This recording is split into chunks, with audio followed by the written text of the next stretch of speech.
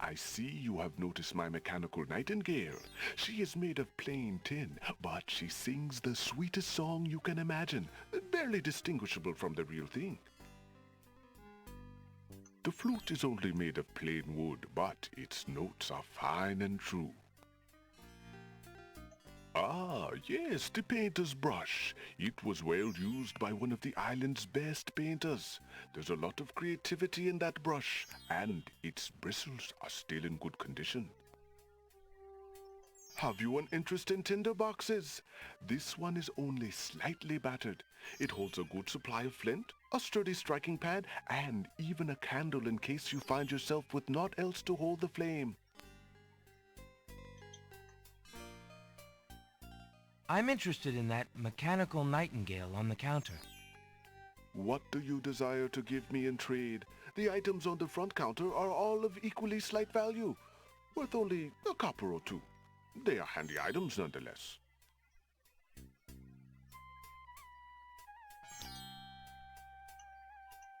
If Alexander wants to exchange one of his possessions for an item in the pawn shop, he'll have to arrange it with the pawn shop owner first by showing him the object for trade. Alexander grasps the coin of Daventry firmly and thinks of home. The counter Alexander takes a closer look at the items on the counter.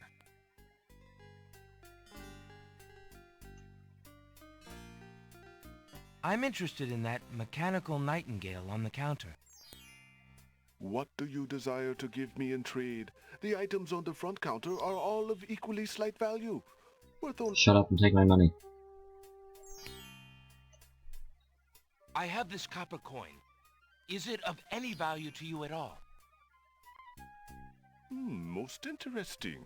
I have never seen a Daventry coin before, but it is copper genuine enough. I might even find a buyer who is interested in foreign currency. The items on the front counter are the only things in the store that I can let go for the price of 1 copper. You may make your choice from there. Alexander looks at the items on the counter to make his selection.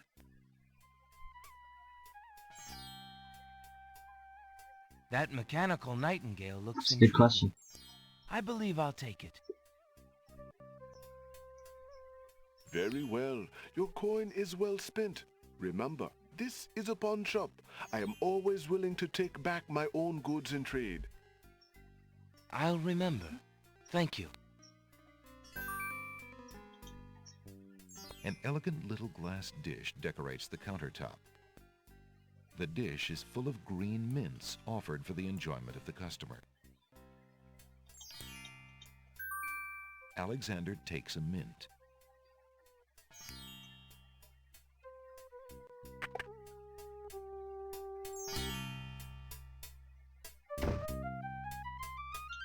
An old beggar is peddling his wares in the village. He offers a variety of lamps, all neatly lined up on a long pole.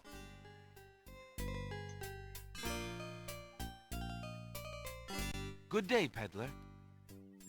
Good day, sir. If you would like to get one of my fine new lamps, I'll need an old lamp in trade. Isn't it a rather bad business? Taking old lamps and giving new lamps in exchange? Well, there's always a chance that I'll find a genie. If I had a genie, I'd be richer than a king. Besides, there's always a roaring business in antique luminaries.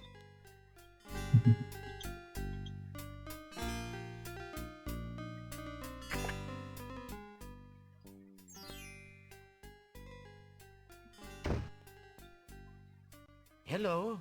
I will be right up. Now, what can I do for you?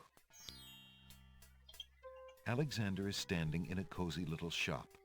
Books of every size and shape line the walls. A crackling fire in the fireplace completes the tranquil scene. An old man occasionally steals sidelong glances at Alexander from under a concealing hood.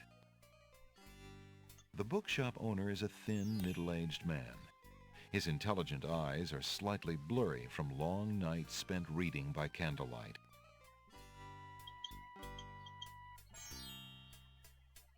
Alexander picks up the book from the small table. Oh, yes, please, take that book. You have my most humble thanks for doing so, good sir. Really? Thanks.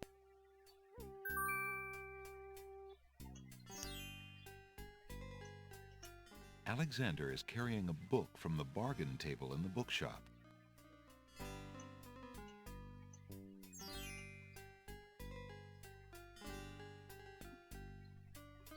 Alexander opens the bargain book and reads a paragraph at random.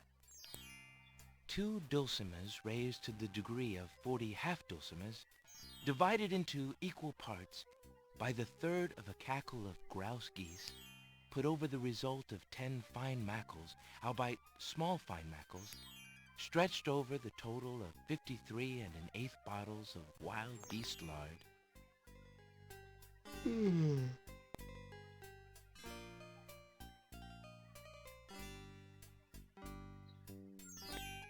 Phew, what an incredibly boring book. No wonder the bookshop owner wanted to get rid of it so badly. Alexander is a little old for those children's books. Alexander isn't interested in the cookbooks on that shelf. He's had an aversion to cooking ever since he experimented with a certain cookie recipe involving cat hair and fish oil. Good day, sir. The mysterious old man just ignores Alexander.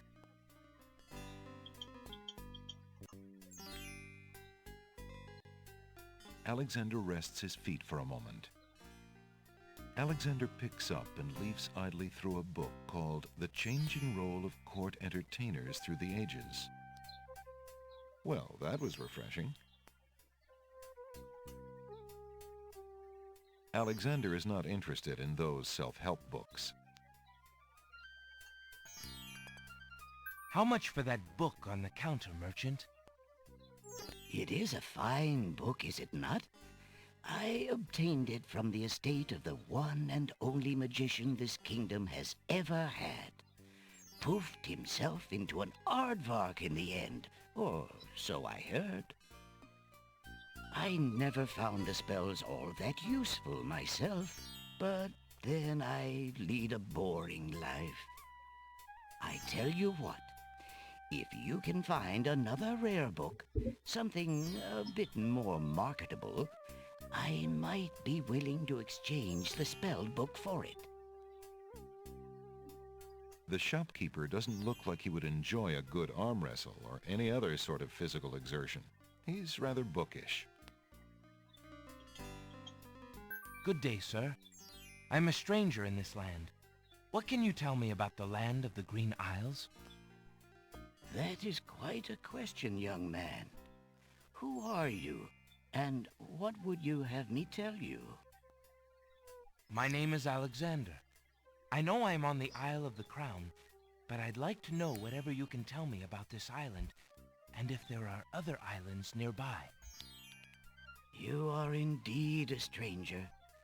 Anxious is the man who knows not the customs of the land beneath his feet.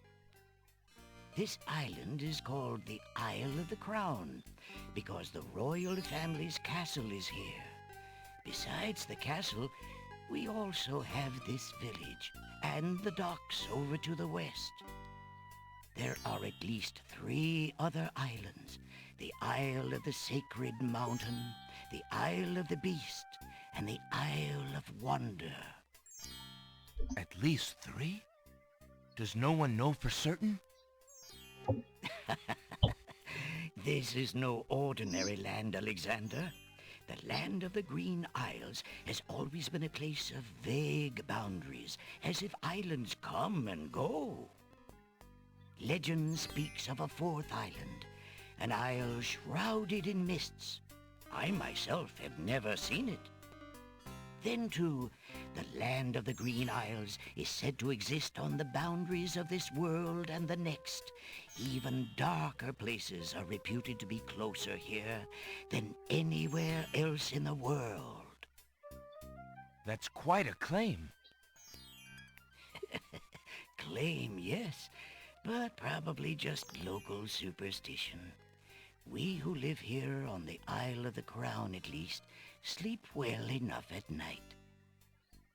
Those first 3 islands you mentioned, how might I learn more about them?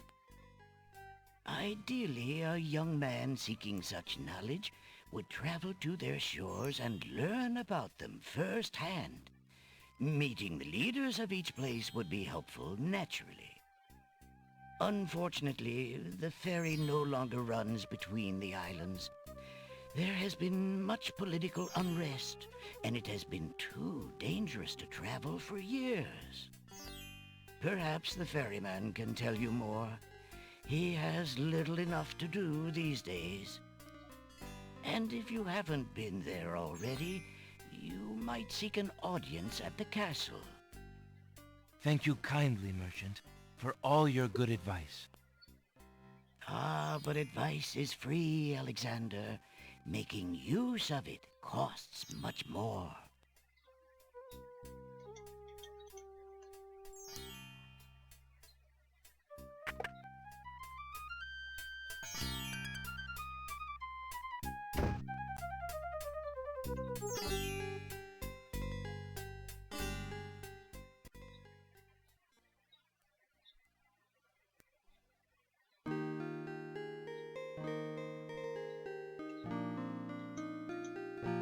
The house is made of stucco in an architectural style native to the island. It is apparently quite old, since climbing vines embrace its exterior. Red roses beautifully cover the top of the house's fence and gate arbor. Alexander has not been invited to pick the family's roses. Alexander doesn't want to intrude on private property unless he's been invited. You lazy thing! Get back to work and stay away from those roses! I've told you 1,000,000 times, those flowers are too sweet for the likes of you! You've still got to do the breakfast dishes, make lunch, and clean the stables yet this morning! And get your veil back on! No one wants to look at your face! Yes, stepmother.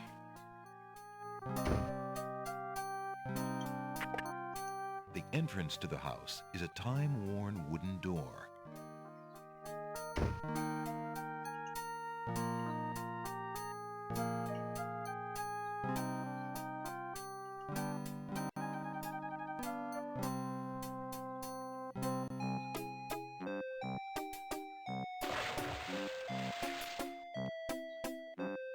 Hey, stranger! Hey, the water is wonderful, and I can show you the way to the next island.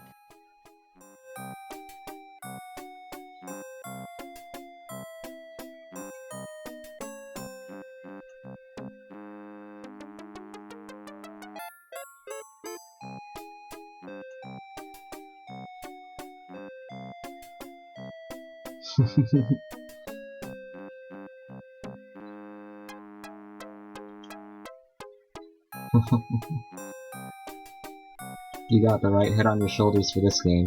Good day. I'm Alexander. What are you doing in the sea? What does it look like I'm doing? I'm swimming! I mean, come join me! The water's wonderful. I can show you the way to the next island. Come on, jump in! A little water won't hurt you.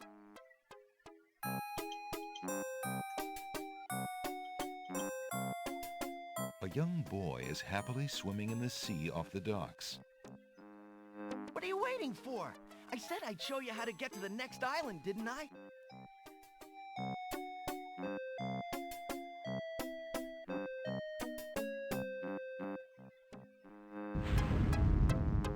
That's strange. The young boy in the water just disappeared. Oh well, perhaps he just dove under the water.